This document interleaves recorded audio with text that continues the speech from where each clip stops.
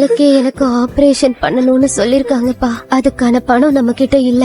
ஆனா என் மருத்துவ செலவை முழுசா டாக்டரே ஏத்துக்கிறேன்னு சொல்லிருக்காங்கப்பா. நமக்கு அவங்க இவ்ளோ பெரிய உதவி செய்யும் போது நாமளும் அவங்களுக்கு உதவி செய்யணும். அம்மாக்காக செய்வியா? உன்ன அந்த சிந்து பொய் சொல்ல வச்சிருக்கிறா. நீ அவளுக்காக பெரிய தப்பு பண்ணிருக்கிற. நீ பண்ண தப்புக்கு பிராயச்சித்தமா நடந்த உண்மைய நீ எல்லார்கிட்டயும் சொல்லணும்ப்பா. அன்னைக்கு கல்யாண மண்டபத்துல சிந்து என்ன பண்ணுனான்னு உனக்கு மட்டும்தான் தெரியும். நடந்த உண்மைய மறைக்காம நீ எல்லார்கிட்டயும் சொன்னாலே போதும்பா. நீ சொல்ல போற அந்த உண்மைதான் என் உசுர காப்பாத்த போகுது. உன் அம்மா வேணும்னா சிந்து பண்ணத நீ எல்லார் முன்னாடியும் சொல்லணும். உன் அம்மா கேக்குறாங்கல்லப்பா, உண்மையை சொல்றேன்னு சொல்லு.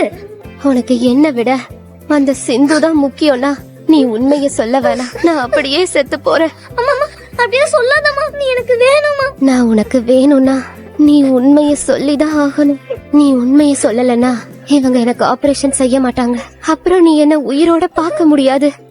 அழாத சொல்லலாம். உனக்கு விருப்பம் இல்லன்னா நீ சொல்ல வேண்டாம்.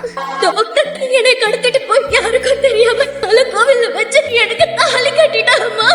இந்த ரகசியம் நமக்குள்ள மட்டும்தான் இருக்கணும். யாரு கேட்டாலும் நீ சொல்லக்கூடாது.